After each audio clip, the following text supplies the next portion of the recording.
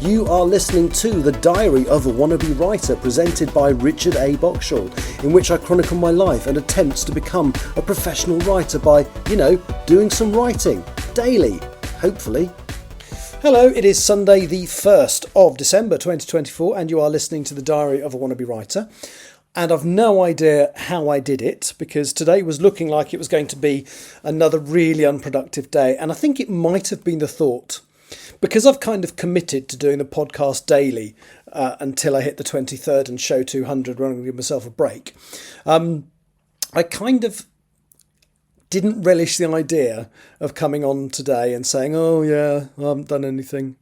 So literally an hour and probably 20 minutes ago, I decided, sod it, I'm going to try and do a live stream and get a bit of writing done.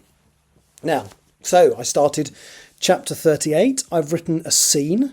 It isn't perfect. It will need some changes, but then there's a couple of bits that happened in that scene that I hadn't considered. So the bit where Sharvar turns around and says his girlfriend is a designated survivor, so he's fighting for her as a way to try and motivate the others, despite the fact that he hasn't got a girlfriend and it's a lie just to try and get them on side.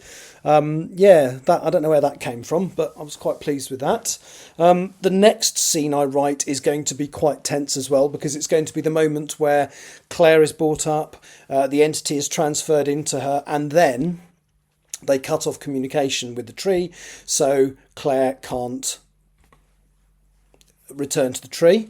And then basically the tree knows that it's going to be taken outside where it might get killed, and it literally starts fighting to get to the tree that's in the Arboretum to try and interface with it. And yeah, so that's going to they hadn't anticipated quite how physically strong it is. And they will have to restrain that entity and prevent it from getting to the tree. Anyway, they have to. So poor old Claire is going to end up with a few bullet holes in various limbs. But there you go, she's not dead yet. And then they've got to get her outside and into a tree. So that's the next scene I've got to write. So that's going to be fun.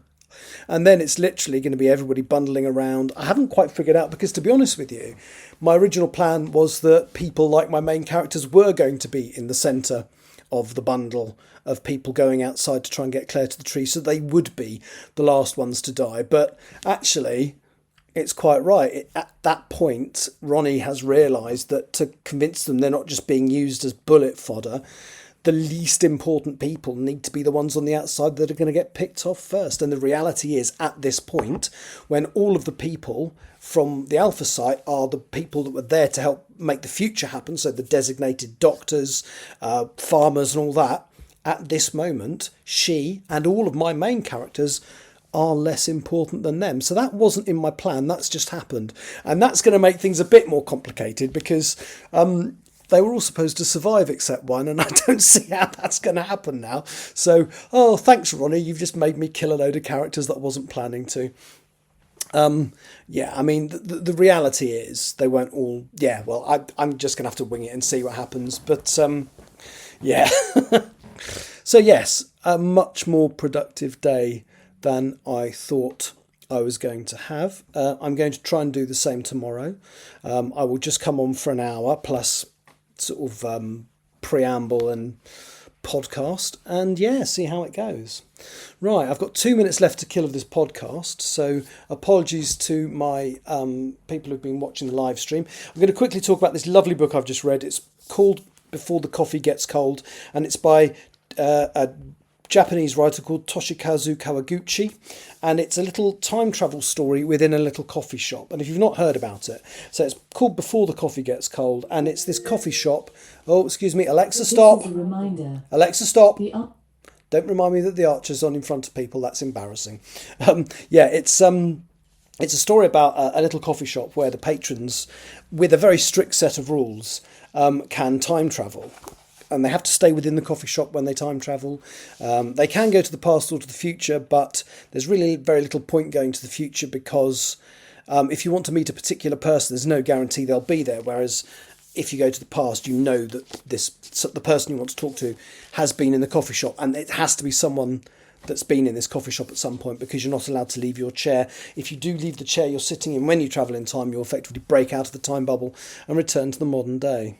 So, yeah, it's a weird little book. I read it, and it's basically 4 short stories with a linked theme.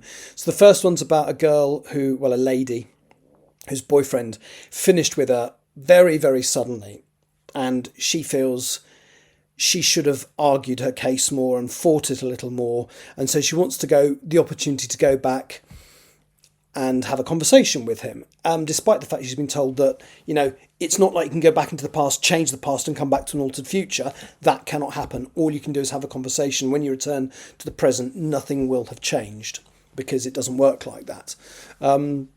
So there's that. The second story as an Alzheimer's sufferer the wife of an Alzheimer's sufferer wants to go back and have a conversation with him before he succumbs to his dementia.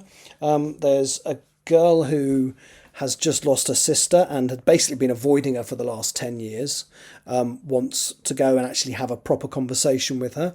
And then the last one is a really strange, I won't spoil it, but it's just 4 effectively short stories under the same banner, but it's a series as well. So there is a trilogy of these books, which I believe tells a complete story within that context. But then I believe the writer was bored during lockdown, so he wrote a 4th book, which was set before the final one ends. Before the 3rd one ends. So he's still writing. There's a 6th one being written as we speak, but everything after book 3 is set at some point before book 3. But no, I absolutely loved them. I thought it was absolutely charming. So Before the Coffee Gets Cold by Toshikazu Kawaguchi. I thoroughly recommend it. That's me done for today. Thank you for listening. Hopefully I'll be back tomorrow having had a successful day again. Take care. Thank you. You have been listening to The Diary of a Wannabe Writer, presented by Richard A. Boxall. Thank you for tuning in to my random ramblings, and if you'd like to know more about me or my projects, visit my link tree at linktr.ee/Richard Wright, capital R, capital W. Thank you for listening.